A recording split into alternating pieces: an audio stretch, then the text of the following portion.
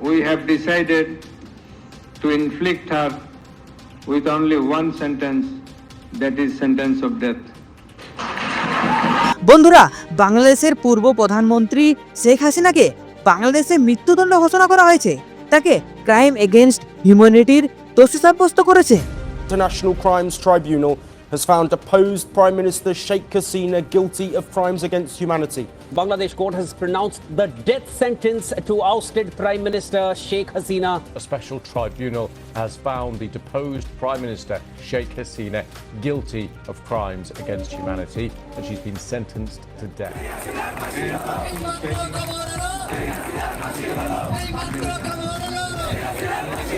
এই পুরো ঘটনার সূত্র বাংলাদেশে কিছু মাস আগে ঘটে যাওয়া ভায়োলেন্টকে ঘিরে ঘটেছে। তার আগে ঘটে যাওয়া ঘটনাকে মনে করাবো, যেখান থেকে এই ঘটনার শুরু হয়েছিল। ভিডিওটি শেষে জানতে পারবেন এটি ভারতের জন্য কত গভীর ষড়যন্ত্র। তো বন্ধুরা, এই শুরুটা হয়েছিল জুন 2024-এ, যখন বাংলাদেশের সুপ্রিম কোর্ট সরকারি চাকরিতে 30% কোটাকে আবার লাগু করেছিল। তো এই 30% কোটা কি ছিল, যে যার জন্য এত বড় বাবার সৃষ্টি হয়েছিল?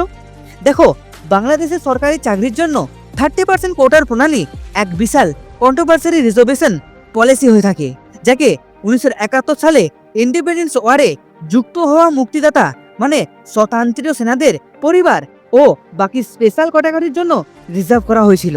এই কোটা সিস্টেমকে ঘিরে পুরো সরকারি চাকরিতে 30% পদ শুধু ওদের জন্য রিজার্ভ করে রাখা হয়েছিল।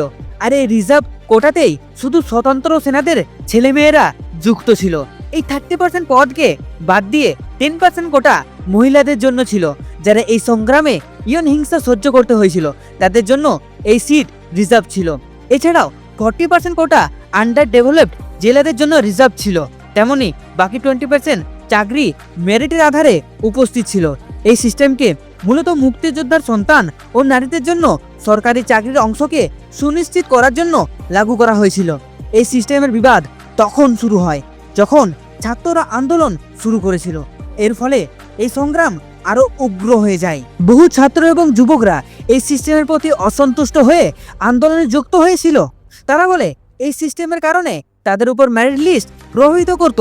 দেশের গোটা সরকারি চাকরির অনেক অংশ রিজার্ভ ক্যাটাগরি হাতে চলে যেত। এরপর সাল 2018-তে বাংলাদেশে তখনকার সরকার রিজার্ভেশন সিস্টেমকে শেষ করে দিয়েছিল। এরপর একে নিয়ে তার বিরোধিতারা এবং আদালতের অনেক আইনগত সংঘর্ষ হয়। ধীরে ধীরে এই কোটার ভ্যালু চাহিদা বাড়ে। 2024 সালে সুপ্রিম কোর্ট একে নিয়ে আলোচনা করবার আদেশ দেয়। ঠিক এরপরেই স্টুডেন্টের রেভুলেশন আরও বাড়ে। সাল ছিল 2024, যখন সুপ্রিম কোর্ট ঘোষণা করে সরকারি চাকরি 93% মেরিট লিস্ট অনুযায়ী পাবে, 5% মুক্তি সংগ্রামবাদীদের জন্য করা হয়, আর 1% সংখ্যালঘু সম্প্রদায়ের জন্য, বাকি 1% থার্ড জেন্ডারদের জন্য লাগু করা হয়। এই পুরো বাবাল এই 30% কোটাকে ঘিরেই হয়েছিল। শেখ হাসিনাকে মৃত্যুদণ্ড দেবার জন্য আদালত বহু লজিক দেখিয়েছে। সেখানকার আদালতে পায় শেখ হাসিনা ওই ক্রান্তিকারী আন্দোলনকে ব্রুটালিটির সাথে যুক্ত করে। ড্রোন হেলিকপ্টারের মতো আরও ভয়ানক অস্ত্র ব্যবহারের আদেশ দিয়েছিলেন। তার আদেশের কারণেই হাজারো মানুষ মারা যায়। ভাবুন, সেই আন্দোলনে মামলা চালানোর জন্য উপস্থিত ছিল না শেখ হাসিনা। আন্দোলনে উগ্র হবার জন্য শেখ হাসিনাকে দেশ ছেড়ে ভারত যেতে বাধ্য হয়েছিল। শেখ হাসিনার পার্টি আওয়ামী লীগ আপাতত সেখানে ইলেকশন লড়তে পারবে না, নিষিদ্ধ আছে। পুরো বাংলাদেশ তার বিপক্ষে। এই হিংসাতে প্রায় 1400-এর বেশি মানুষ মারা যায় এবং 25,000-এরও বেশি মানুষ আহত হয়। তো এর পিছনে অনেক বড় ষড়যন্ত্র চলছে, তা জানতে চাইলে আমাকে কমেন্টে জানাবে। এরপর সবচেয়ে জরুরি কথা, দেশের মতো বহু বাংলাদেশি গুপ্তচর প্রবেশের সংখ্যা বাড়ছে। পশ্চিমবঙ্গের একটি এলাকা যার নাম গুলশান কলোনি। এই কলোনিতে সবচেয়ে বেশি মেডিকেল ভিসা নিয়ে এসেছিল আর সেখানেই রয়ে যায়। গুলশান কলোনিকে অনুপ্রবেশকারীর মূল কেন্দ্র মানা হয়। সেখানে প্রচুর সামাজিক এবং রাজনৈতিক চর্চা হয়ে থাকে। সূত্র অনুযায়ী গুলশান কলোনিতে 1 লক্ষেরও বেশি বাংলাদেশি বহু অনুপ্রবেশকারী রয়েছে।